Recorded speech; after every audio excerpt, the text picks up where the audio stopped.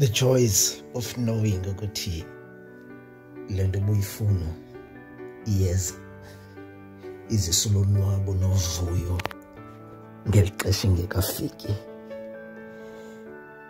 Ivele nje itshintshe imodi yakho, ikwenza ube kwelinye ilizwe ngenxa yento ukuba unolwazi lento uyifunayo noxa ingekafiki, kodwa iyeza, isendleleni zayo.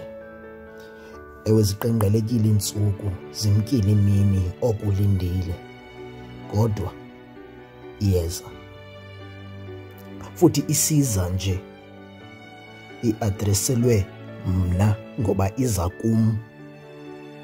Ilocation yayo ikule ndawo mna bendiyixelile. Andidingi ukuyibona ukuze ndonwabe, kodwa ngelixesha ingekafiki ndingekayiboni.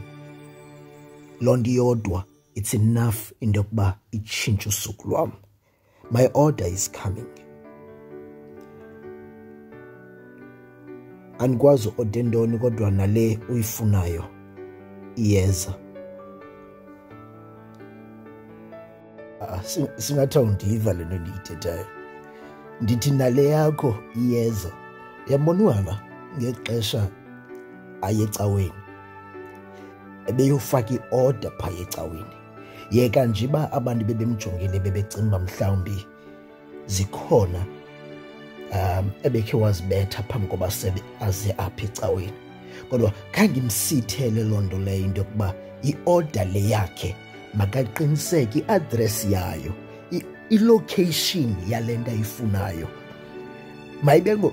Mayingabikho kwenye indawo, kodwa i-location sesakhe isisu. Lo mntana mfunayo umfunela into yoba abe lapha kuye.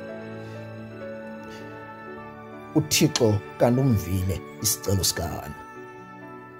Noxa abanye abantu bengayazi loo nto leyo, kodwa uHana beyazi into yokuba isicelo sakhe ngenye imini naye sizawufika kuye, size ngexesha elifanelekileyo. Futhi ayazi loo nto leyo into yokuba le nto ubuyicelile okanye le nto ubuyifuna iyeza.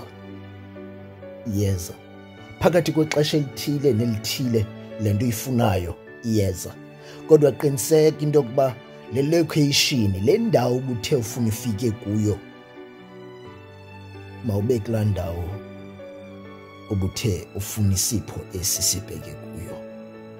Kwenzela ingafiki, ifike kwizandla ezingezizwe zakho.